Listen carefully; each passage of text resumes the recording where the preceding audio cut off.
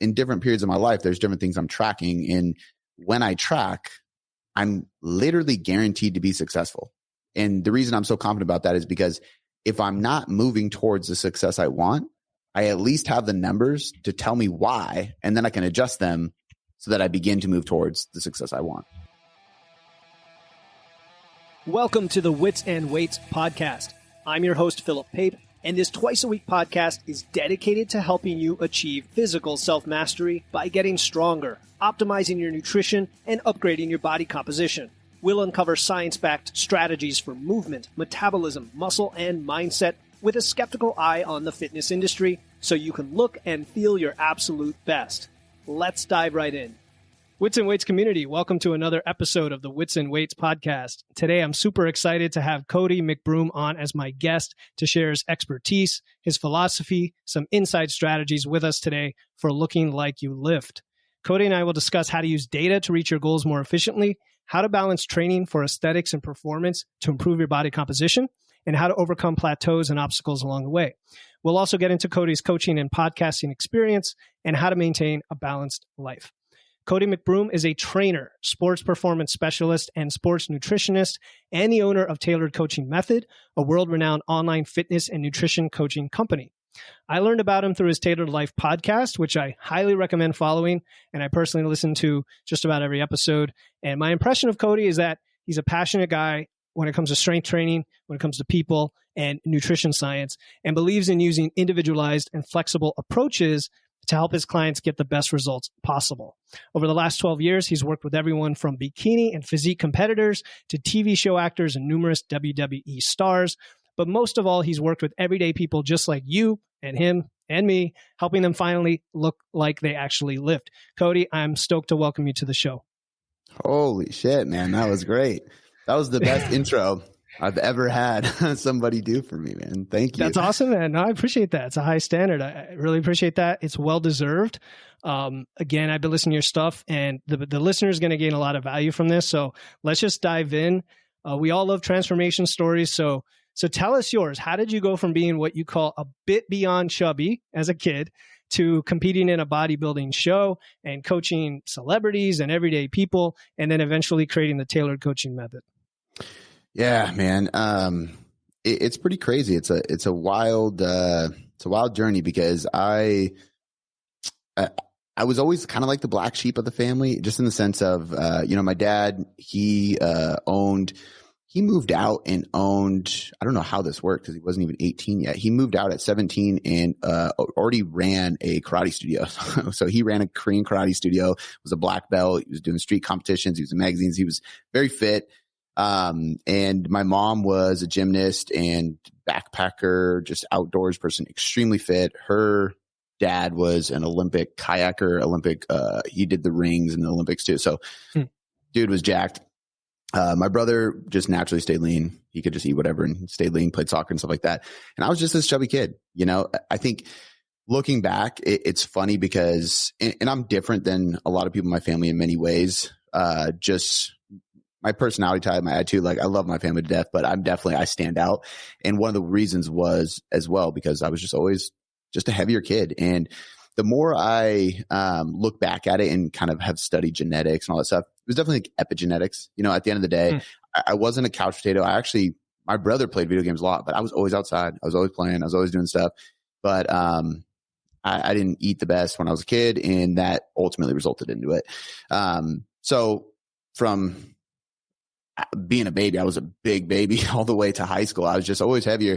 In high school, I started playing soccer and skateboarding, snowboarding, doing a little bit more. I started losing a little bit of weight, kind of hit a growth spurt, leaned out a little bit. And then I tore my meniscus sophomore year in soccer, gained some weight after that, came back junior year, kind of recovered. Senior year, tore my ACL. And so in the same knee. So like 2 injuries back to back, kind of shot down the idea of going to my original plan was go to junior college and then and then transfer to university to play soccer. That was like my hopes. That got shut down. So I ended up going to community college. I was overweight. I graduated at 17 years old because I'm a little bit younger from my class. And so there I was, man. I was 18 years old, 2 knee injuries already, surgery, heavier than I've ever been. I'm 5'9". I think I got up to like about 210, but not huge. But I will say this too. At that point, I literally had not lifted a weight before. Like wasn't the high school kid in weights class or anything. I did not lift, like period, pure fat. And, I just remember being like, man, like I have friends at college playing ball. I'm just kind of back home going to school because my dad told me to go to community college, do business, study business 101 or whatever. I was just overweight. I was unhappy. I was sweating too often. I had no energy at a young age. I was, partying too much, stuff like that. And I don't know. I just had this light bulb moment. One day I looked in the mirror after getting out of the shower. I was butt naked and just looked at myself and was like, dude, you're pathetic. This, like, not to shame yourself or make it, too negative, but I literally was like, man, this is just unacceptable, dude. You got to make a change. So I took ownership of it, made a big shift. And when I made that shift, I just literally went all in and I just completely transformed my body. Starting with everything that doesn't work, just trying it all. And there was definitely some ups and downs with losing and gaining. But eventually I found content in like T-Nation and bodybuilding.com forums and started like reading from other people and learning from them. And I fell in love with blogs and content and writing and fitness books, which led me to just digging deeper and deeper. I eventually changed my degree in school to the fitness program at the college, the junior college. My parents both said no at the time because I was still overweight and didn't really know what I was doing, but I forged my dad's signature, did it anyway, changed my degree, did that. He found out later on. I ended up getting an internship at a strength gym in Seattle called Vigor Ground and just learned a ton, man. It was just really cool. Like I just met a lot of cool people at a young age. I got into the industry at 18 years old. And so I started with a really good foundation and dove headfirst. And there was never a point where I was like, maybe I'll do this. Maybe I'll do something else. It was like, this is all I have. This is all I'll do. This is the only thing I want. And I never had a plan B. So I lost 40 to 50 pounds myself. And then the transformation went from losing 40 to 50 pounds of fat to realizing now I'm just skinny and I need to put on muscle. So then I started diving into building muscle and, I was training people, and then I did a bodybuilding show, which got me into nutrition. And then that led me to becoming a nutrition coach and then certifying multiple times with that. And then eventually I became a sports nutritionist and I kind of went further with my credentials and certificates. And long story short, man, I just kept going and going until eventually I started my company, which is where we're at now. Yeah, for sure, man. I mean, your passion and energy shines through. You said you went all in at a pretty early age. And I could relate to so much of your story, the difference being that it took me like 40 years before I could get to that point of figuring it out. But I'm also 5'9", and I understand what being 210 at 5'9" without any muscle is like exactly. But saying that you were unhappy, sweating even at that young age. And then even just the consuming content, because there's so much misinformation, and we're in a golden age right now, for better or worse, right? I say for better, I'm an optimist, that there's so much great information if you can find it. And guys like you, Cody, and everyone I try to steer people to with the books and podcasts are a fantastic way to learn and grow today. So I love that story. And then you just kept going and going and going and building. And people who are listening to this, like, check out Cody's stuff, because it's not just about fitness here. It's about the hard work. It's about learning, growing, and doing the heavy lifting. And there's a lot of business principles you talk about, and a lot of, you reference, Socrates and Stoicism, things like that in your stuff. So I appreciate all of that. So speaking of the physical mastery, right? You've written, I think it was on your website, that having true power and clarity in your life starts with your body physically. And I agree with this 100%, but explain your thinking behind that premise.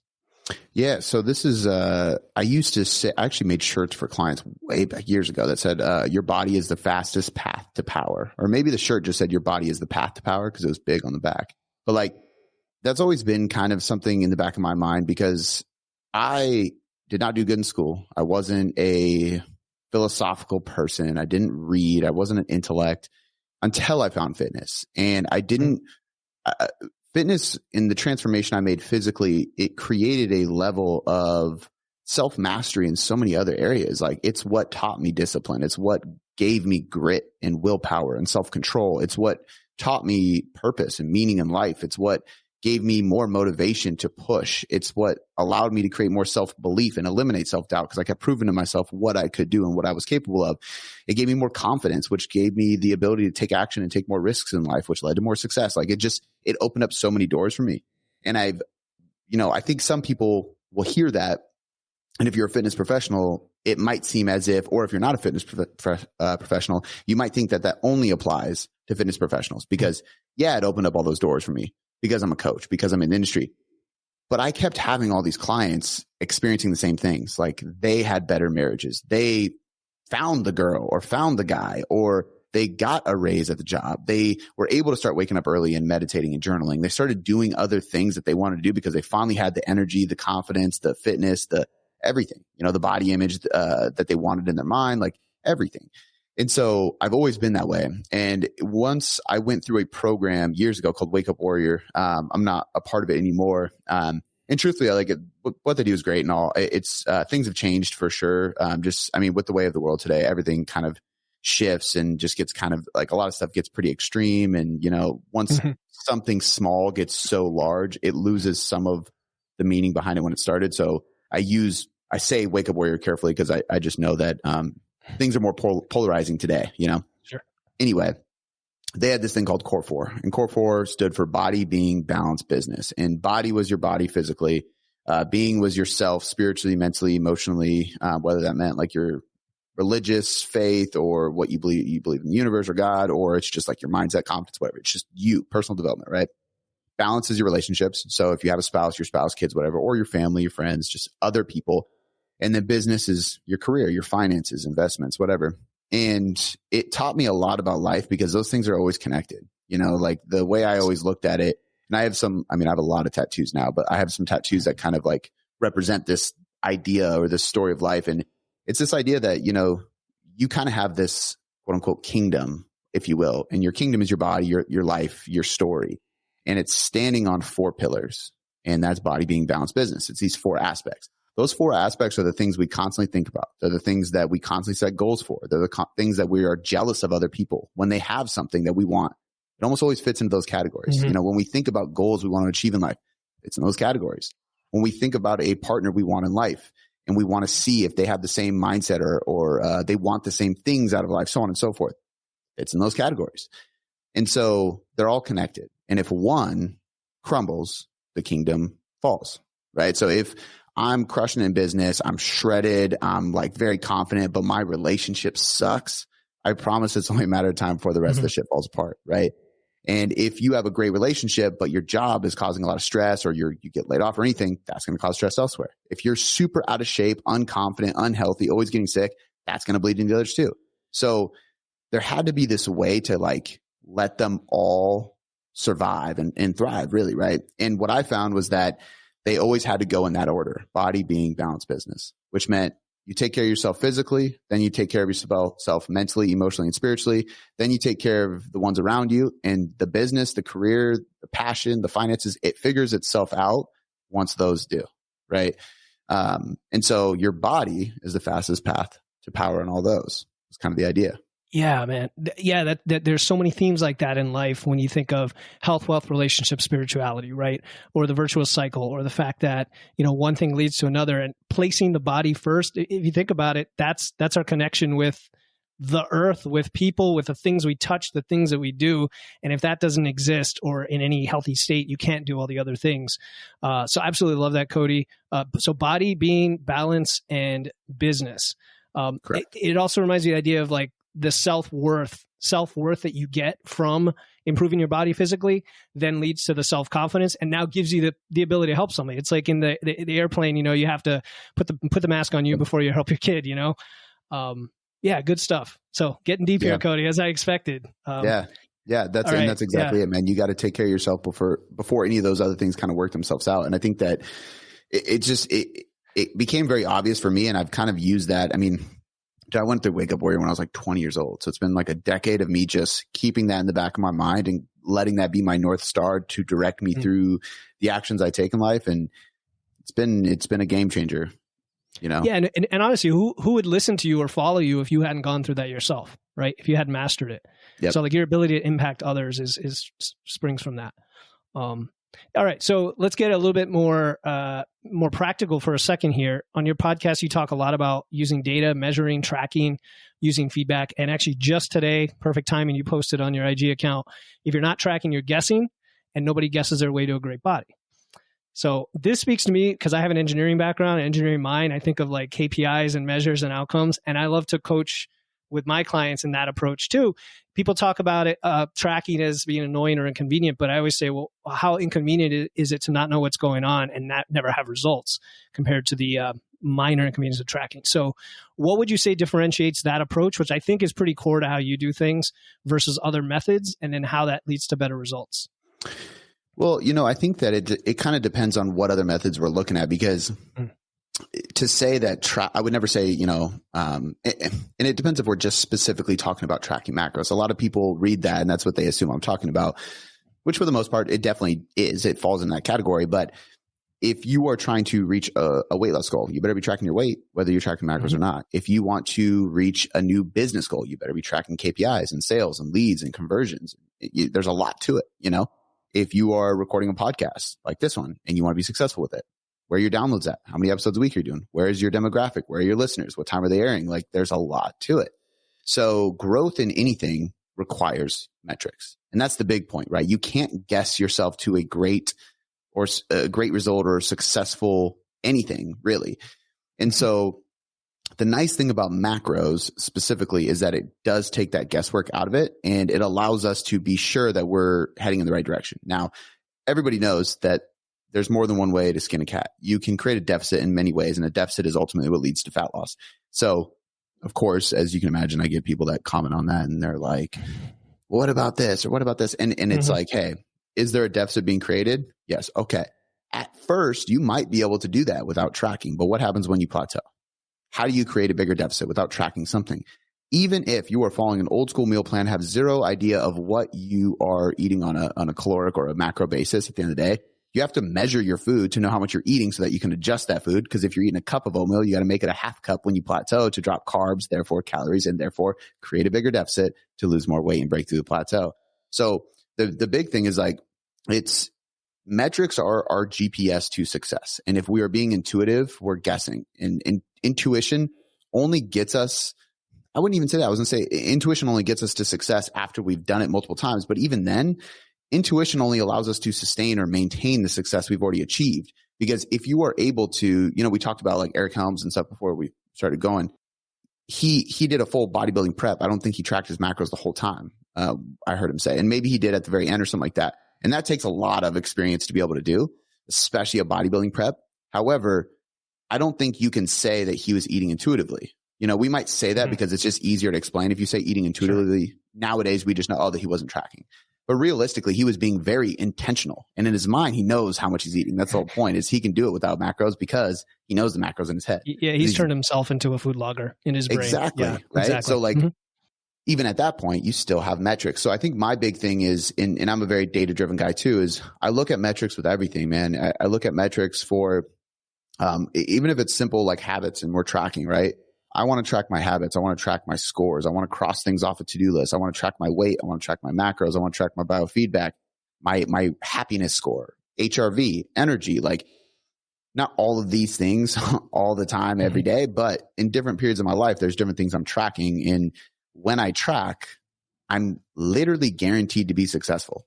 And the reason I'm so confident about that is because if I'm not moving towards the success I want, I at least have the numbers to tell me why, and then I can adjust them so that I begin to move towards the success I want. Yeah, it makes total sense. Let's repeat that, right? When you track, you're guaranteed to be successful because you have two options. Either you take that data and adjust, or you take that data and deliberately not adjust. And then either way, it's in your control. So I think that's great for people to hear. Yep. Yeah. And I think that's the big thing, right? Is the control. Like if you're not tracking stuff, you're not controlling whatever it is you're after. So people will always laugh when I make ridiculous analogies, but if you're driving a car and there's no gas meter and you're like, I know about when my tank is empty. Screw that. Like you're good luck. Yeah. It's idiotic. If you want to save money to do something and you're like, I'm just going to intuitively save, or I don't need a savings account. I don't need a budget. It's just dumb. It is literally dumb. And it's not people constantly try to like shit on tracking macros as if it's this obsessive or OCD. And the reality is it can be, but so can paleo, so can carnivore, so can training, so can bodybuilding, so can budgeting, so can advertising, so can business, so can marriage, So can religion. Anything can become neurotic, overwhelming, too much if you let it get there. So it's not about the modality. It's about the person utilizing the modality and how they are using that, right? So if you are that type of person, you need to be coached specifically, or you need to choose a different route that is less likely to cause that behavior. But I do believe if you go into it with the right education and the right mindset, it's never going to cause that for you. It's just going to give you a sure shot plan to getting where you want to be. Yeah, I like that. And if something's a barrier to your tracking, look at what it is, right? Like if I get a lot of clients who say, well, I tried food logging, but it was just really tedious. They say, well, what app were you using? X. Okay, let's try Y. All of a sudden, that was the barrier to their ability to track. And it's not really about the tracking, right? It's about the method, the process, the tools, the things. I mean, at this point, having done just what you said, I didn't track my whole life. And then 3 or 4 years ago, when I started my own transformation, I did it thinking this is going to be tough. You know, within a few weeks, you get used to it. And you're like, man, this just makes everything easier. This makes everything else easier because I have data, you know, and I know what the heck I'm doing. So like we keep reiterating that for folks because it really does make a difference. So then, I mean, you have an app, right? The Tailor Trainer. How much does that, well, tell us about the app, like what makes it unique and does it tie into this approach? Yeah. So I don't know when this will air. So as we're recording this, the new app isn't live yet. So we have, it's kind of funny because I basically closed the doors to the current app that we have.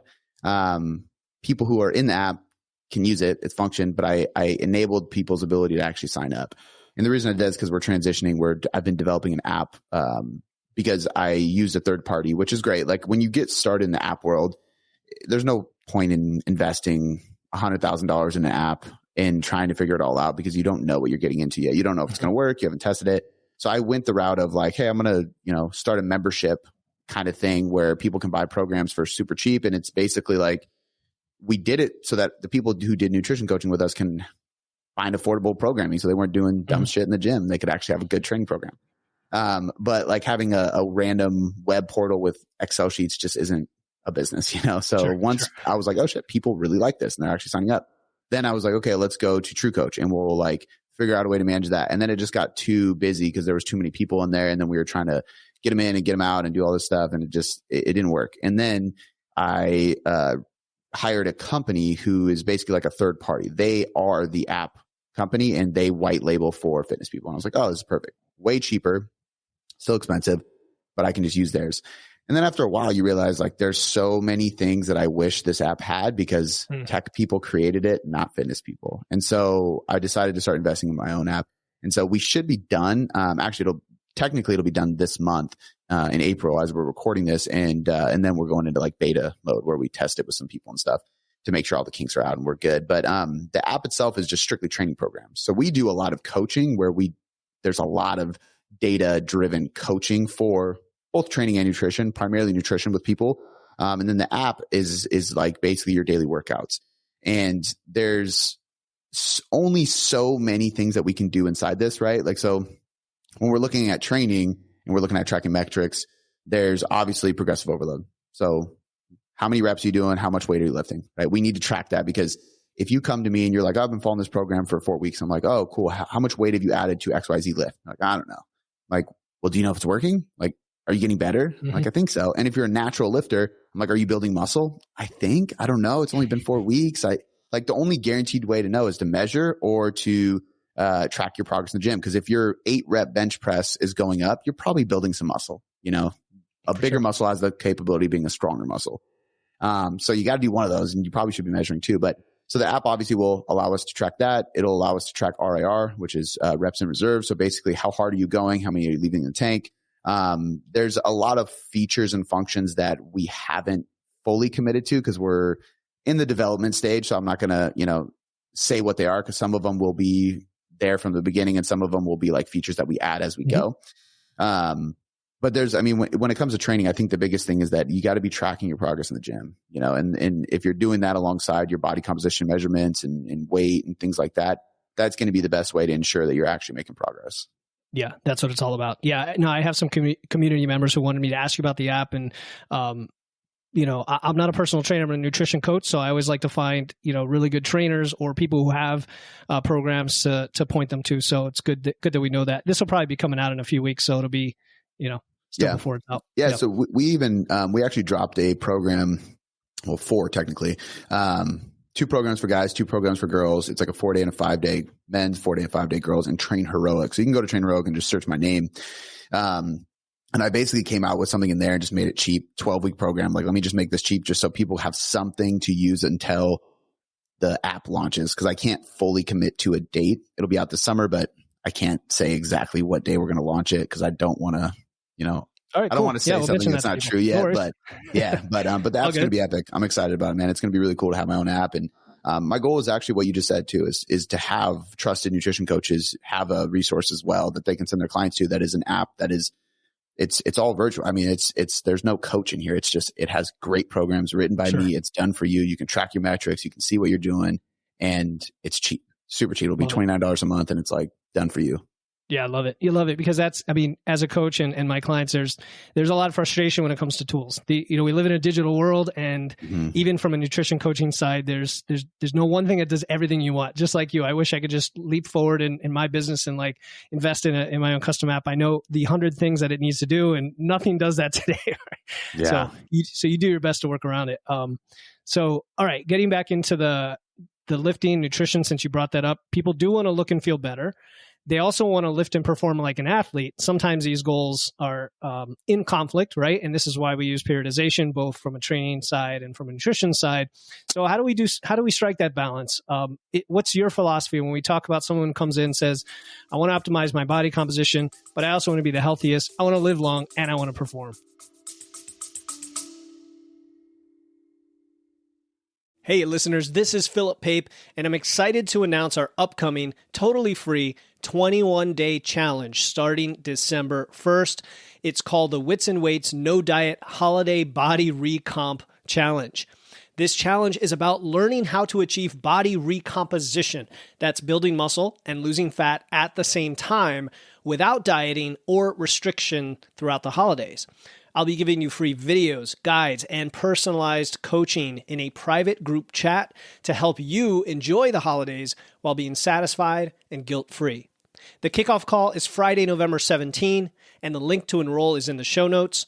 No matter what episode you are listening to, don't worry. If you're hearing this after November 17, you can still register and get access to the replay and resources before the challenge starts on December 1st. Again, to join the Wits and Weights No Diet Holiday Body Recomp Challenge to build muscle and lose fat without dieting through the holidays, click the link in my show notes. Now back to the episode. Yeah. It's, everybody wants the perfect trifecta. I think it's absolutely possible as long as you're not living in any extreme. And I think that's the conversation that has to be had, is educating them on the negatives or the downsides that come with going to any one extreme. So for example, I'll be competing in men's physique in October. So my prep hasn't really started yet. I got a solid month, maybe 2 at most, of just trying to continue to put on a little size, stay at least at maintenance calories, keep my body healthy. And then once my prep start, it's all go, right? Now, if I have, let's say, 20 pounds of body fat to lose to get to prep, for me personally, that first 5 is going to be healthy. I lose 5 pounds of fat, I'm going to be healthier.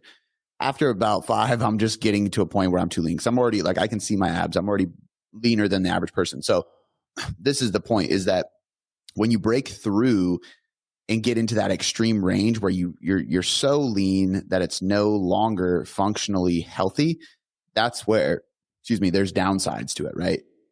And these downsides are essentially hormone dysfunction. So if you go too far in extremes, you're going to have, if you're a female, you might experience REDS and the female triad, where, you have amenorrhea, maybe some bone loss issues, osteoporosis, things like that. Obviously, immune system crashes, cortisol levels going to be chronically elevated, which is going to lead to more stress. Typically, your thyroid hormone is going to get suppressed.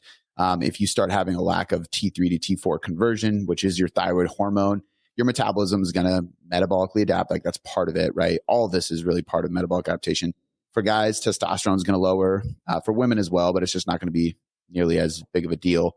And eventually for women, the menstrual cycle can potentially stop happening because they take it too far and their sex hormones continue to drop. Usually that only happens when you're getting contest lean. But the point is that if you want like there's a difference between getting lean and getting shredded. And I think that's where like this happy medium is, because for a lot of people getting leaner, so like let's take guys with testosterone, for example. You know, if we diet, testosterone is going to drop. But like if I put you in a calorie deficit, within days, your testosterone is going to drop. But it's suppressed because of the lack of intake of your food. It's not permanently suppressed. So if I give you a refeed day, boom, it's right back up, right?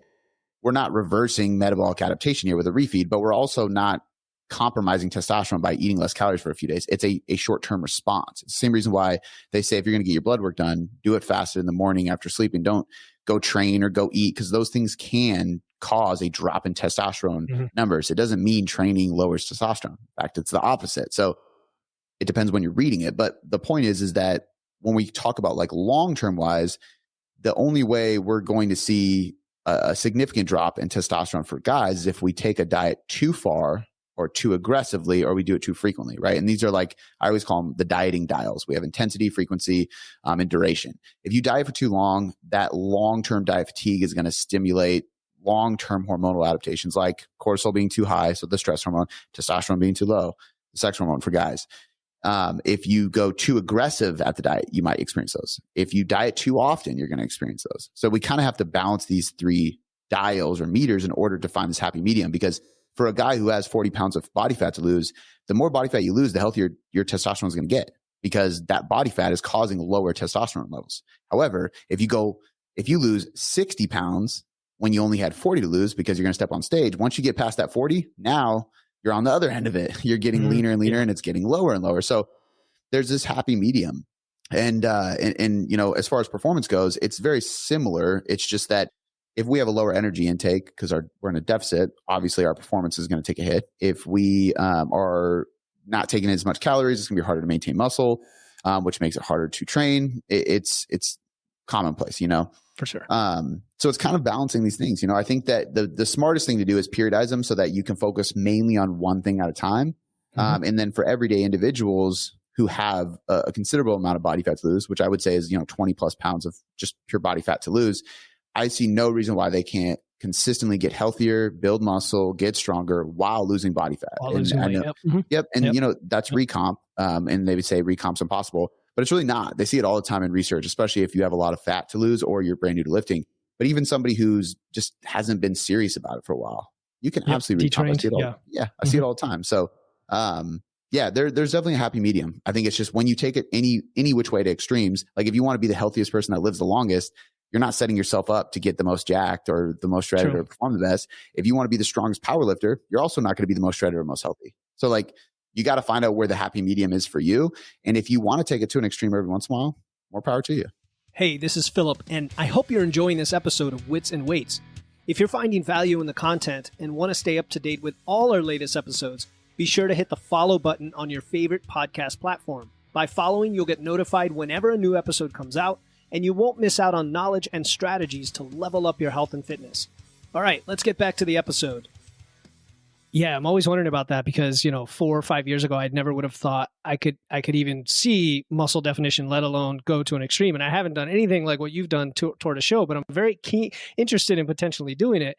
So, people are listening. You talked about having extra weight to lose as kind of a starting place, or if you're detrained, I see it as like you come down into that range, that healthy range where you could potentially live there the rest of your life. But like you said, then you can periodize it to get down lean, maybe going into the seasons, like into the summer season where you go to the beach, maybe bulk during the winter up here, we're all in our jackets and, it's cold, you eat a lot of food. And then push the extremes. So speaking of that, you talked, I think recently on your podcast about how you're carrying 10, 15 pounds more or something like that from 4 years ago to now for a similar level of leanness for your show, something like that. I think it was like 10 pounds. Yeah. What is, in terms of these hormonal and metabolic adaptations you talked about with the reproductive hormones and thyroid and everything else, is the depression level, is the adaptation the same for the same amount of weight, same amount of body fat, Cody, if you're heavier versus if you're lighter? Do you know what I'm trying to say? Like now that you've got more weight on your body, you don't have to go to a lower weight, but your body fat percentage is still going to get in the same range. Is it the same adaptation? It's a really good question. I don't think we know because I don't think there's been research. They would have to do let's say they would have to follow up with participants who were in a metabolic adaptation study and then do another study after they've done a successful gaining phase for a year. You know what I mean? Like it would be very difficult. It'd be really cool. I would love to see that. Yeah. I do have some thoughts on it though. I think that number one, the thing we have to remember is the primary driver that we know of for metabolic adaptation is weight regulation, not body fat regulation. And I say that lightly because there are a lot of hormonal adaptations that are caused by body fat. So there's plenty of times where people, you know what I mean? If you're too lean, it's your body fat levels that are causing amenorrhea or extreme, with women in extreme cases, or men, testosterone. If your diet is super low in saturated fat, or you're extremely lean and don't have much body fat in your body, your testosterone levels are going to take a hit. So there's definitely something there. But if we look at like early stages, especially of metabolic adaptation, it's kind of like the whole thermostat thing, and it's based on your weight. This is why James Krieger did that research study where he took somebody through a bodybuilding prep, and every pound he lost, he added that weight back onto a weight vest. And the guy wore like this it's like a weighted shirt. Yeah. And so he lose a pound, he add a pound, and he had to wear it to work. Thankfully he owned a gym, so people didn't think he was too crazy, but he would wear it to the gym. He'd wear it while he trained. He'd wear it to the grocery store. If you think about it, like I'm wearing a shirt, and then, next week I would check in with my coach and I'm down a pound and I just put a little pound in it. It's really not that big a deal. After you lose 30 pounds for prep, I'm sure it's weighing you down, but you acclimate to it. Kind of like the whole like Milo with the calf on his back, progressive overload. Yep. So they saw that he diminished metabolic adaptation. He was able to diet on way more calories, and it made it tricky on the reverse diet, obviously, because part of the problem is that you kind of can trick your body into getting there from a metabolic perspective, meaning your maintenance calories. However, if you're that lean, you're still going to experience those negative hormonal adaptations. The problem with that is that if you didn't have to diet super low, you don't really have to bring your calories up super high after the show. Mm-hmm. But if your hormones are suppressed because of your body fat levels, because you got shredded, but your calories really high, where do you go? It's that's where you need that bump up. Yeah. Yeah. So it can be tough because you got to put the body fat back on after a show to recoup some of those hormones. Now, for a normal person, that'd be great because they don't want to put body fat back on. However, I also don't want to wear a weight. I guess you could just stop moving altogether, right? Or something like that. Yeah. So, but it just kind of goes to show. It's an interesting case study because it kind of tells us like, okay, like weight is the primary driver of this metabolic adaptation, and maybe body fat levels on your body are the primary driver for hormonal adaptation, especially the sex hormones specifically. Got it. So, where does this leave somebody like myself who has put on a lot of muscle over the years after doing a show and stuff like that? I don't know, because I think that equally, I could say, yeah, I'm probably going to be better off, maybe able to diet on less calories, so on and so forth, but my body mass is bigger, so it's not going to feel any different. What 1,500 calories felt like to me when I was 20 pounds lighter is what 2,000 calories is going to feel like to me now that I'm 20 pounds heavier. So it's very hard to say. Yeah. So it's all relative. Yeah, I was just curious. Yeah, no, I mean, it just popped into my head. I'm like, I nerd out on this stuff, and hopefully, hopefully I don't lose a listener. I know they don't. They stick through with these conversations because I love this stuff. Mm-hmm. So speaking of, metabolic adaptation then leads to the discussion of plateaus as well, right? Because you talked about tracking data, we talk about macros, we're tracking all that. You hit a plateau, likely due to adaptation and other things. Having that data lets us push through it. At least that's part of it. And it goes both directions, right? So when you're gaining, you might think you're a hard gainer. We know that some evidence shows that hard gainers, they burn like half the amount of extra calories that they start eating. So they kind of have to keep keeping up with it. Mm-hmm. What are some of your favorite strategies then for breaking through all of these kinds of plateaus? Yeah, it's before I say what a good strategy would be, I do want to preface like the tracking thing is it goes so much beyond macros because if we're one of the biggest would be the word, one of the biggest things essentially that happens during metabolic adaptation is your NEAT drops off. Your NEAT, your non-exercise activity thermogenesis. So like how much you step, how much you stand, how much you walk, me moving my hands while I talk to you, that's all NEAT. It's non-exercise. I'm not intentionally doing it, but it's happening and it's burning calories. So that drops off a lot. And then we have to look at that and go, how much of that can we even control? Really just steps. I mean, honestly, I'm not going to rewatch this and see how much I move my hands and how many times I blink and fidget and then try to replicate that as I diet. Like that's not going to happen. And you're also not going to add muscle overnight because that's the only other way. Yeah, exactly. Yeah. So if we know that steps are the only thing that we can control, we do have to try to track those. And that's going to help a lot too. So when we look at this, and this is the same reason why if you look at a bodybuilder's diet and they just eat the same thing every fucking day. And the reason is because it controls variables. So if they know for sure, even if they're inaccurately tracking it, if they eat the same thing every single day, when they drop 25 grams of carbs, they know they're dropping the same amount and it's from a controlled variable. So it's not sustainable long-term, but during a diet phase, it can be helpful. So we control these aspects. So now the thermic effect of food is the same because it didn't change unless my calories change. I'm keeping my steps up. And what I might do is if I go into a deficit, I might add 1,000 steps, not because I want to necessarily burn more calories from those steps. But if I'm just adding 1,000, I'm probably just burning as much because at first I'll burn more, but once adaptation, which usually from what I know takes about 3 weeks, that's what I asked that to our chief science officer. I was like, how long does it take before metabolic adaptation actually kicks in and starts having an effect? And he said, usually about 3 weeks. And so in 3 weeks, my NEAT starts to take off, but I increase my steps at about that point so that I burn more calories through steps while I burn less through blinking, fidgeting, twitching, moving my feet. So it offsets. Whatever. People need to understand it offsets. Otherwise, it would be a much bigger drop. Exactly. Yeah. So when I track these things, I can control them and therefore I can prevent the plateau to an extent, right? It's going to happen eventually anyway. But the reason this is so important is because if you do that, it means that when metabolic adaptation takes place and you do hit a plateau, it's actually a sign of success because metabolic adaptation is taking place because you lost 5 pounds. And when you're 5 pounds lighter, your mass is smaller and your mass requires less calories to sustain. And that means, guess what? You won. And so now that you're 5 pounds later, the reward you get is you have to eat less to break the plateau. I'm sorry. It's true. So it's true because you just fought that battle with your body and your body's like, all right, take it to the next step. Exactly. Right. So even they did a meta-analysis on a bunch of research studies, and there was a correlation between sustaining fat loss and metabolic adaptation. And what that means is the people in these research studies, these weight loss studies that they looked at, those who were the most successful at sustaining the weight loss that they lost long-term had the greatest amounts of metabolic adaptation still present, which means it never went away. But if you think about it, it makes sense because if you lost 30 pounds and then you kept it off, that's 30 pounds of metabolic adaptation happening and it's going to stick around.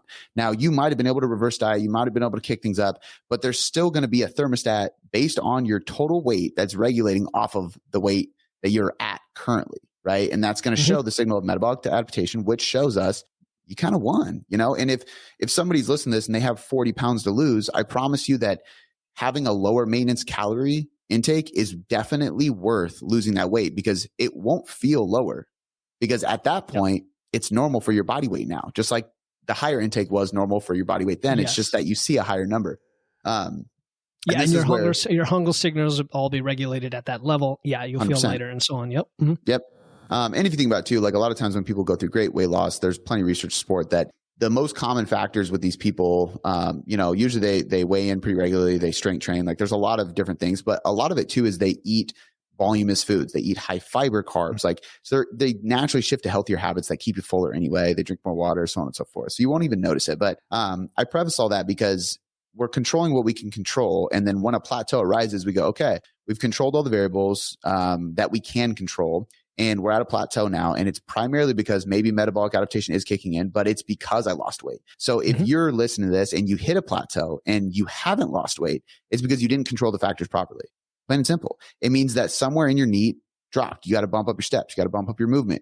Your diet stopped working for you, which means maybe that you are eating less voluminous foods and thermic effect of food dropped. Maybe you're not eating, you're not timing your nutrients or eating the right carbs or protein or whatever it is to have enough recovery and energy to be in the gym and train hard, which means you're burning less calories in the gym, which you can't track accurately. Like I'm wearing an Apple Watch, but that doesn't know. Let's be honest.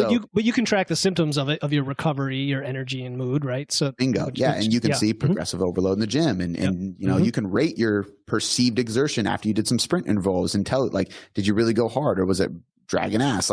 So if you're controlling things right, you will only hit a plateau if, metabolic adaptation kicks in and you stop losing weight. And so at that point, you drop calories or you increase energy expenditure. And so increasing energy expenditure is a more difficult adjustment to make when you reach a plateau. And the reason it's a more difficult adjustment to make is because there's no people could say, with calories, for example, if I'm going to adjust your calories after we've already started, I'm going to adjust at least 5, upwards of 10% calorie reduction. If I just start you on a diet, so like if you're at maintenance and I'm putting you into a deficit to lose fat, I'm going to go much higher than that because we're trying to get you out of that maintenance range and start losing. And if I do it right, I won't have to adjust those again for a little bit because it's going to work for us for a while. So I might adjust at least 15, upwards of 25%, let's say. There's plenty of research that even shows 30, 35, which is a good amount. So it's harder to adhere to when you're not in a controlled study, but 15 to 25% is a good marker. And then when you plateau, I just drop your calories by 5 to 10%, usually just 5, because it just gives you another notch down and you start losing again. And then another notch down, you start losing again. With energy expenditure through cardio and activity, it's hard because I can bump up step count by 10 to 20%. But at a certain point, you don't want to keep adding steps because beyond 15, your body adapts pretty easily, 15,000 steps a day. So with cardio, you kind of just got to guess. It's like, all right, we're going to add 10 minutes per session. We're going to add another 30-minute cardio, and usually at that point, you don't want to be using HIIT because you probably don't have the energy. So fatigue is higher at that point. And so the trade-off is not worth it. That's exactly good for people to know too. Yep. Yeah. I usually use HIIT cardio at the beginning of a fat loss phase, and then I'll transition it to LISS, or I just never use it to begin with, which is usually honestly the better bet. If they have the time to do low intensity and just focus on steps, it's usually better. But, so for example, if I'm prepping somebody for a physique show, like if you come to me and we're getting you prepped for a show and we're training 5 days a week or 6 days a week, you're going to have one cardio day if you're doing 5, no cardio days if you're doing 6. And so that way you're training 6 days a week, basically, one rest day, step count every day. When you hit a plateau and it's time to implement cardio, you got to kind of make a dent in it. So I would say at least 2, if not 3 times a week, 30 minutes walking on a treadmill, 4 to 6 hours away from your training session. So it doesn't interfere and have that interference effect with your performance in the gym. And we're doing low intensity cardio just to burn calories for 30 minutes. And then you hit a plateau. Guess what? Now we're going to 4 days a week. Love it. Hit a plateau. Now we're going to 5 days a week. So and you don't have to go that route, but if you're trying to maintain muscle and you like your food, like most of us do, sometimes you'd rather spend 30 minutes walking on a treadmill or going for a walk with your dog than dropping calories further. So. Totally. Yeah. I'm telling clients that all the time. Like, we just walk a little more so we don't have to cut that 50 calories this week or that 100 calories, And this is an interesting aspect of it too.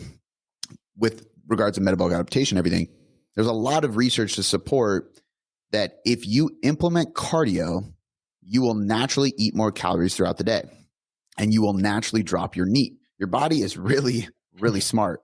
It's the same reason why people will say like, well, what about fasted cardio? Well, fasted cardio does burn more body fat for fuel.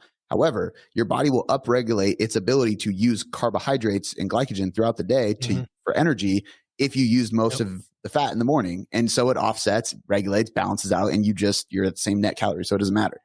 And it's so hard to trick your body with this, but the only way you can trick your body with the cardio thing, if you're tracking macros, then you know for a fact you're not going to overeat calories as long as you have the discipline to not do so. And you have awareness there. And then with the cardio or the NEAT, if you're tracking your steps, and what you should do is track your steps. And then when you go to do that programmed cardio, it's not NEAT because it's intentional. Take the step counter off, do the cardio, and be sure to still hit that step count without that cardio. There you go. Yeah. Because if you what about when you lift? What about when you lift? Because that counts as steps too. Do you take it off? You can if you want. So I don't personally because it's an easy way to get steps in. I pace. I'm like, fuck it, I'm just going to keep getting steps because I got energy right now, So that won't change, and I'm always going to lift. The reason we take it out with cardio is because cardio is something that's going to come into the picture when we want to ramp up calories and break through a plateau, and it's going to go away when we're reversing out, right? But that's a way we can control it to make sure metabolic adaptation doesn't do what it does and cause us to step less or eat more because we're tracking the variables instead of just guessing, and they have research to prove that too. So it's, this is really good because my other question was coming to mind. If your NEAT is adapting downward as you are in the deficit and then trying to move more, is step count still a good proxy? So it probably is good enough, right? And like you said, if you take it off for intentional cardio as well, just to keep that variable out of it, it's close enough, right? Would you say? Yeah, 100%. Yeah. Okay. And again, it's none of these things are perfect. Even macros aren't perfect, but they're the closest thing we can get to trying to control all the regulating systems of the body, and if we can control those regulating systems, we can avoid them basically auto-regulating yourself out of losing more weight. And that's what they're here to do. They're here to try and do. Now, granted, again, like if you have somebody who's 50, 60 pounds overweight, it is far less likely to happen in the beginning because they're still in that stage of they lose more, move more. They're also getting healthier. So their body's not going to fight them as much. The leaner you get, the more like quote unquote stubborn fat you have, the more you got to kind of fight your body and know this stuff. But almost everybody gets to that point at one point or another, because if somebody's listening to this and they do have 40 pounds to lose, you still got to know this stuff, because your body has adjusted to being like, your new homeostasis is 40 pounds heavier, right? So when you try to lose 40 pounds, when you're 20 pounds down, you're so far out of the norm for your body that it's going to start to fight a little bit. Even though you don't think you're at the place you should be, it'll fight back. I promise. That's a great thing you said, because I was thinking the listener might be thinking, wow, this is all great for optimization, great for athletes, great for people who are further along in their journey. But you want to know this stuff right from the beginning and track this stuff, and either do it on your own. That's kind of the approach I took, and obviously you took when you were younger, or working with a coach or an app or whatever it is, because that'll get you the results most effectively. Yeah. Yeah. Go ahead. And you know what, too, like at the end of the day, and we can't say this for sure, but maybe it does happen to those people who have 40, 50, 60 pounds to lose, just to a far lesser degree. So if you know this stuff, and it's as simple as wearing an Apple Watch, tracking your macros, which you got to do anyway, just make sure you don't let that regulating system take over. Maybe you lose that 40 pounds you want to lose even faster, because the first 20 pounds goes quicker, easier, simpler, faster, because you understand this stuff. It's true. And I've seen it with clients that had a lot of weight to lose. You're right. Especially when they're detrained. It's that initial phase can go really well, since you've got these things dialed in. Yeah. Hey, you have a few minutes more? Yeah, we're good. Okay. So speaking of, optimization, I know you've worked with some elite clients, maybe actors, physique competitors. Maybe what's the most challenging case you ever had? You don't have to name names, but like the goals, the process to get there, what you learned from that experience as a coach. Ooh, yeah. I mean, truthfully, to be completely transparent with the listeners and everybody, I've worked with some really cool people, and they're the easiest people to work with. I mean, I've worked with some professional athletes, and that they're freaks. It's, you shouldn't be impressed by my ability to get a jacked athlete even more jacked and athletic. You know what I mean? Like that doesn't take, so like if somebody just starts, they do what you tell them, right? Exactly. Yeah. They're disciplined. Yeah. They're motivated. They make money by being better and fitter. Like, come on, I even tell people that about me. It's like, hey, like, don't compare yourself to me. Cause I'm in the podcast studio right now as we're recording this. On the other side of this wall is a fucking gym. I would have to like literally like sneak out and avoid the gym to not train. It's right in front of me. And I do this for a living. Like I have a lot of accountability. So granted, I didn't once upon a time, and there's a lot of hard work in other areas of my life, but I've fallen in love with the gym, and it's very easy for me. So, it's, I don't know. I say that shit all the time though. I'm like, the person that trains, let's say LeBron hires a new trainer. I'm not going to be impressed by him, because making LeBron better, one, is probably not going to happen. He's already fucking great. And that, two, it's like, what can you really do? Like now, whoever trains the guy who is like the bench rider at a small college that got to the NBA or like something like that, that's totally different, or a 50-pound weight loss. So, I've trained a lot of people. So a couple of things that I think of that come to mind that are difficult. So like the WWE people I train and work with, from a training perspective, easy. Nutrition, not so easy. They're traveling all the time. They got to eat what's there. They got to eat on planes. They got to eat out of Starbucks. So like, it's difficult for some of them. Highly motivated. It's just a little bit more technical, and you got to figure out more options for them. I think of one of my clients and really a good friend now. I've gotten close to him over the years. Jake Lures, who is the singer of August Burns Red, which is a metal band. His was difficult too, because he's not a fitness guy. He was a metal singer, but he wanted to get in shape and continue being able to do what he does. And he travels around the world on tour. He also owns a nonprofit, and he owns a gym as well, actually, with a full staff of trainers who I mentor now. And like, that's a wild lifestyle to try to figure all this out and balance it and stuff. So that one was difficult, but really, really cool. I've put people on stage for bodybuilding bikini. It's cool. But again, they're extremely motivated, easy to work with. They're just robots with it, which is awesome. I love it. But it's hard to say, man. The person that comes to mind the most and is somebody who, we won't get into the whole story. I actually tell it we're coming out with the second podcast called the Tailor Transformations podcast, which is where we interview our coaches and our clients. And one of my coaches hosts it, and we just tell the stories of the people that have been a part of this company. I tell this full story there, but long story short, she came to us when I was a personal trainer at a gym. She had a lot of PTSD from an abusive relationship as well as abusive past. There was, not to get like morbid, but it was pretty crazy, like gang rape, big, like getting beat. And it started in a weight room with football players. And so she came in and she had PTSD around football, around gyms, around men. And she came in, wanted to work with me. And I was like 21, 22-year-old trainer, and maybe 23. I was pretty young, and she wanted to lose weight, make the pro women's football team out here in Washington State. And she wanted to be comfortable training in a gym with other men. And I'm like, okay, this is going to be difficult. So we worked together for a few years. Actually, she lost 30 pounds. She made the pro women's football team, played for a year, and then stopped. She was like, I did what I needed to do.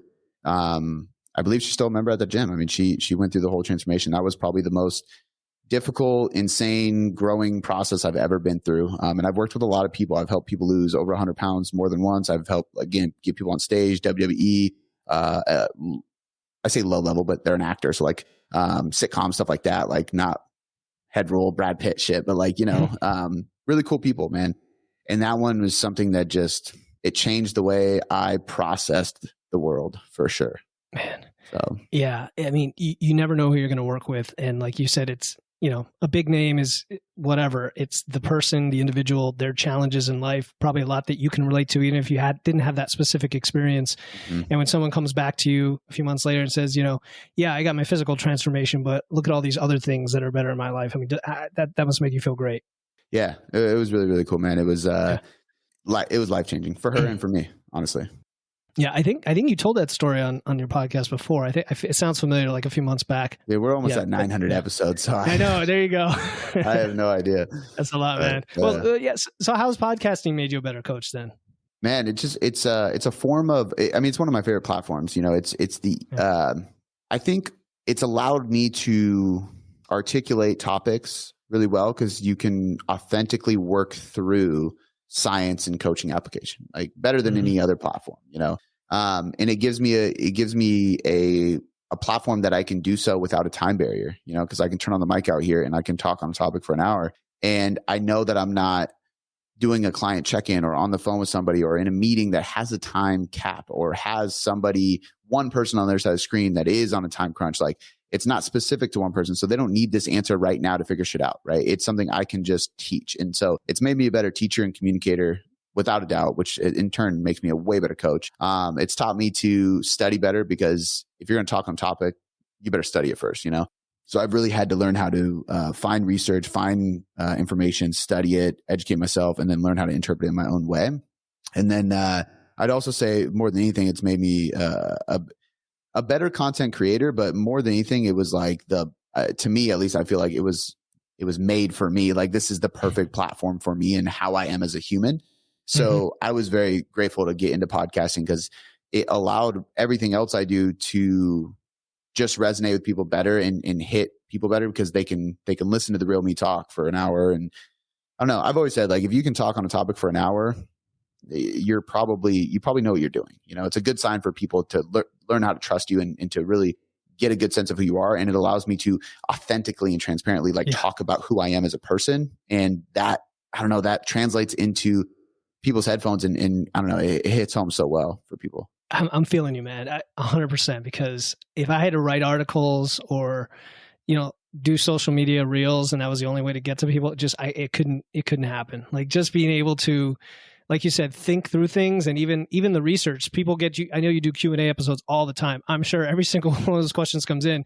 Part of the answer, and part of it's like, let me go just double check, or let me do some research, or and it's just learn. Like, it just accelerates it. So I totally feel you, man. And you can't be fake. I mean, we're here just having this conversation.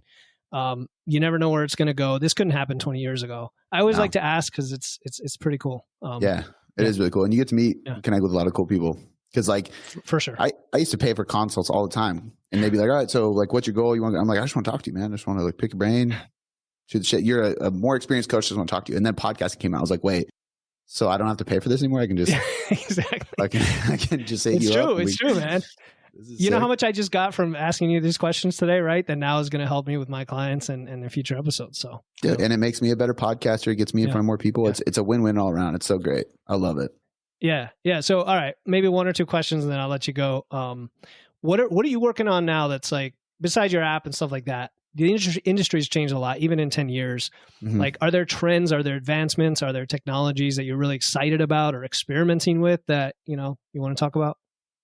Honestly, no, man. I think that there's been so many things to come out, but nothing has really stood out to me as, and we try a lot of things, but I'm yet to find anything that is like groundbreaking. I think that, at least in the tech world, I'm working on a lot. I mean, we're always improving our systems. Right now, I'm really working on building the business from like a role structure perspective. So like the people on my staff, making sure that we're all in our own roles. We know who reports to who for what and who's in charge of what, and like just working very organized and efficiently so that we can grow at a better rate. I'm working on reaching out to other communities and doing seminars. So I'm actually like in the process of seminar here next month, and then Portland hopefully next month, New York in September. We're working on something in San Diego hopefully. So really traveling and get in front of other gyms and communities and stuff like that.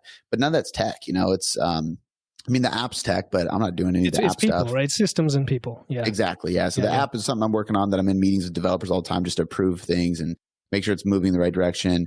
The apparel stuff took a pause because we had to restructure. We had some trademark issues and we had to kind of go back and kind of get our ducks in a row. It's a new industry. So we're going to be coming out with a new line here next month and then another one in the summer. And so getting that back rolling is going to be exciting. And just more of everything, man. I love creation. So anything business wise that allows me to be creative, I love, man. That's you're in everything, man. You're in everything. It's always an inspiration, man, to hear you doing all this because it pushes the rest of us who want to get there someday to keep going. Yeah. Because I always look at it as like I want to be surrounded by people who are beyond me that push me to the next level. So good 100%. Stuff. Yeah. Good stuff. Okay. So I always ask this question of all guests, and that is, what one question did you wish I had asked, and what is your answer? Ooh. Damn, that's a good question, man. I don't know. It's paid off a lot on these episodes. It was a really good podcast. I mean, we covered a lot with just training and nutrition and everything, man. I think that, man, you stumped me on that, dude. I don't know. I don't ever like, that's the funny thing is because like, as soon as we got on, I was like, I know you sent some topics. I don't remember what they were. I didn't really look at them. And I do that because I like to just go in and just like, let's just authentically talk and, so to me, I don't ever have expectations except having a good time, So to me, like this is perfect. We're shooting the shit. We're talking about the stuff we love.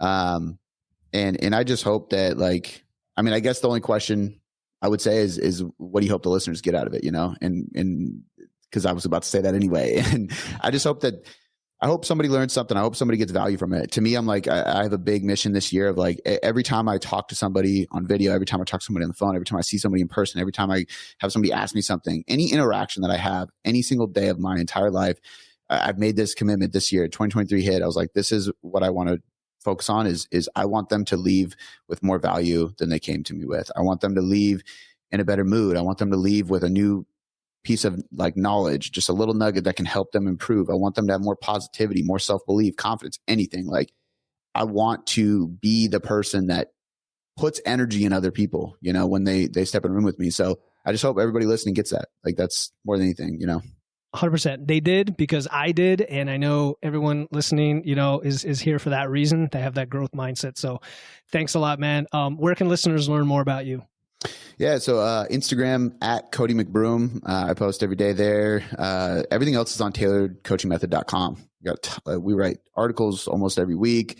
Tailor Life podcast is on there as well. We have 3 episodes that go out a week. We're starting another podcast soon. We got YouTube every other week. Like we're pumping shit out like crazy. And it's all free. Like, well, obviously we coach. That's what we do for a living. Otherwise we couldn't do that shit for free, but, we got a lot of great content for free. So go check out any of that out. Yeah, man, your purpose is clear, in the world here, and this stuff means a lot to a lot of people out there. So I'll put your IG and tailoredcoachingmethod.com in the show notes.